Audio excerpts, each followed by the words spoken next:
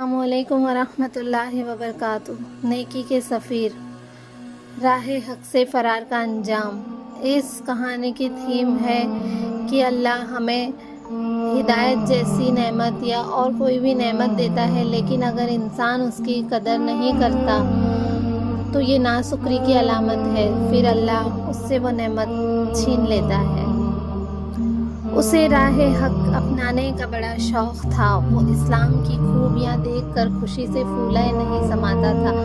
مجھے آج ہی اسلام قبول کر لینا چاہیے، یہ واقعی بہت عظیم مذہب ہے۔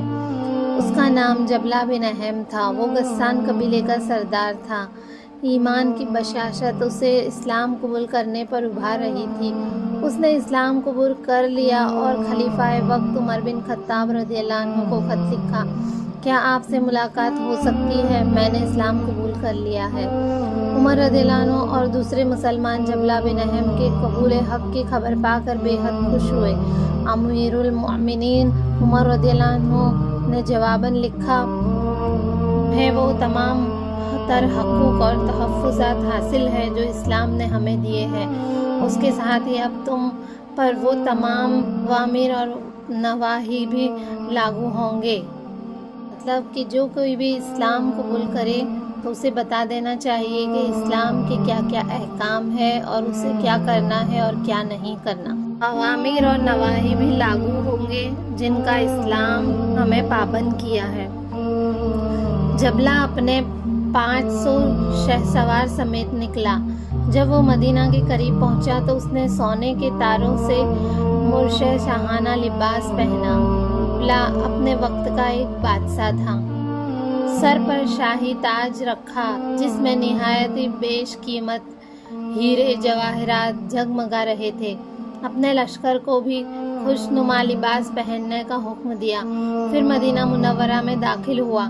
مدینے کے سب لوگ، بچے بوڑھے، حتیٰ کہ عورتیں بھی گھروں کی کھڑکیاں کھول کر اس کی طرف جھانکنے لگی۔ وہ عمر رضی اللہ عنہ کی خدمت میں پہنچا، آپ نے اسے خوشامدید کہا اور اپنے قریب بٹھایا۔ حج کا موسم آیا تو امیر المؤمنین حج کے لیے نکلے۔ جبلہ نے بھی آپ کے ساتھ حج کرنے کا ارادہ ظاہر کیا۔ امیر المؤمنین عمر رضی اللہ عنہ بیت اللہ کا طواف کر رہے تھے، جبلہ بھی ہمراہ تھا۔ بنو فزارہ کے ایک غریب آدمی کا پیر جبلہ کی ازار پر آ گیا۔ جبلہ نے اسے شعلہ بر آنکھوں سے دیکھا اور اتنے زور کا تماچا مارا کہ اس غریب کی ناک کی ہڈی توڑ دی۔ یہ مقدمہ عمر رضی اللہ عنہ کی عدالت میں پہنچا۔ عمر رضی اللہ عنہ نے جبلہ کو طلب کر لیا اور پوچھا، جبلہ تم نے دوران طواف اپنے بھائی کے چہرے پر تھپڑ کیوں مارا؟ اس بیچارے کی ناک کی ہڈی ٹوٹ گئی ہے۔ جبلہ اتراتے ہوئے بولا، اس کمینے نے میرے ازار کو روندا ہے۔ اگر بیت اللہ کی حرمت کا احساس نہ ہوتا تو میں اس کی گردن تن سے جدا کر دیتا۔ عمر رضی اللہ عنہ نے کہا، تم نے اپنے جرم کا اعتراف کر لیا ہے، لہٰذا اپنے اس بھائی کو راضی کرو، ورنہ تم سے بدلہ لیا جائے گا اور تمہارا یہ بھائی تمہارے چہرے پر اسی طرح تھپڑ مارے گا جس طرح تم نے اسے تھپڑ رسید کیا تھا۔ جبلہ نے کہا، جناب عمر، میں غسان کا بادشاہ ہوں، بھلا یہ عام بازاری آدمی مجھ سے قصاص لے گا؟ عمر رضی اللہ عنہ نے کہا، یقیناً ایسا ہی ہوگا۔ اسلام نے تم دونوں کے درمیان مساوات قائم کیے ہیں۔ اگر تم میں سے کسی کو دوسرے پر برتری حاصل ہو سکتی ہے تو اس کا واحد معیار تقویٰ ہے۔ جبلہ نے کہا، مجھے ایسے اسلام کی ضرورت نہیں، میں دوبارہ عیسائی ہو جاؤں گا۔ عمر رضی اللہ عنہ نے کہا، اسلام کا حکم ہے کہ جو اسلام کو چھوڑ کر مرتد ہو جائے اسے قتل کر دو۔ اگر تم نے عیسائیت قبول کر لی تو میں تمہیں موت کے گھاٹ اتار دوں گا۔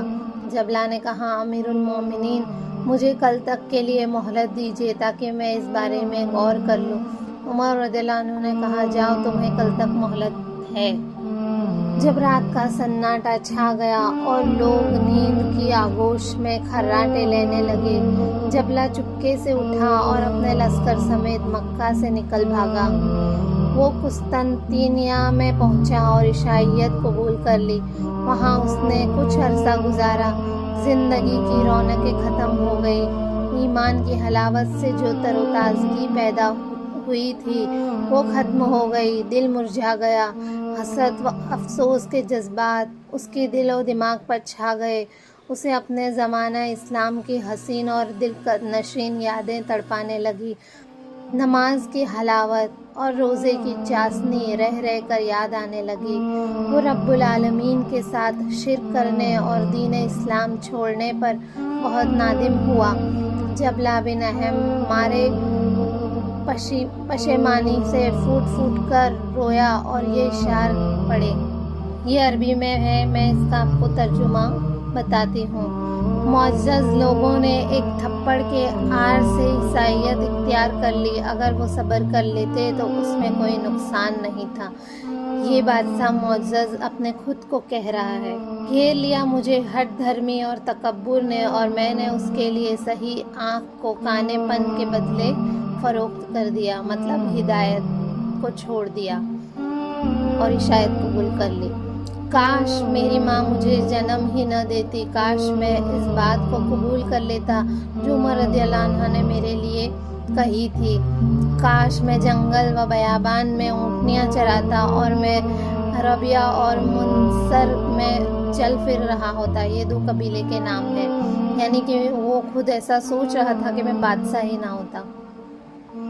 میرے لیے شام میں ادنی سی گزران ہوتی اور میں اپنی قوم میں اندھا اور بہرا بن کر بیٹھا رہتا۔ بعض لوگ چاہتے ہیں کہ اپنے سب و روز دین اسلام کے احکام کے مطابق گزارے، لیکن تکبر ان کی راہ کا روڑا بنا رہتا ہے۔ یہی اس سٹوری کا مورل ہے۔ تکبر کی وجہ سے لوگ اسلام کو سمجھتے بھی ہیں، مانتے بھی، لیکن تکبر کی وجہ سے وہ اسلام قبول نہیں کرتے۔ اسی بنا پر وہ شعائر اسلام کی پیروی نہیں کرتے۔ پاجامہ اپنے ٹخنوں سے اونچا نہیں رکھتے، تکبر کی بنا پر داڑھی نہیں رکھتے، مشرکین کی مخالفت نہیں کرتے۔ وہ اپنی ظاہری سج دھج کو اپنے رب کی اطاعت گزاری کے مقابلے میں زیادہ قابل ترین سمجھتے ہیں۔ اسی طرح بعض عورتیں پردے کے معاملے میں ہمیشہ سستی اور کاہلی سے کام لیتی ہیں، ہر وقت اپنے حسن کی ظاہری آرائش و زیبائش اور نمائش ہی میں لگی رہتی ہیں۔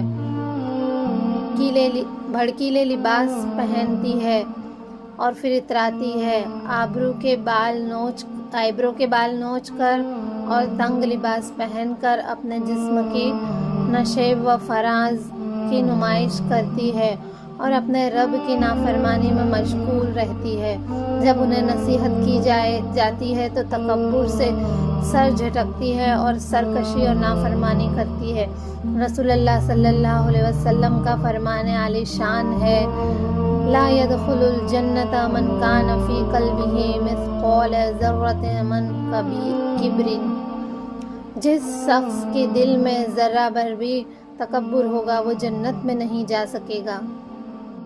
تو پھر ہم نے اس سٹوری سے کیا سیکھا؟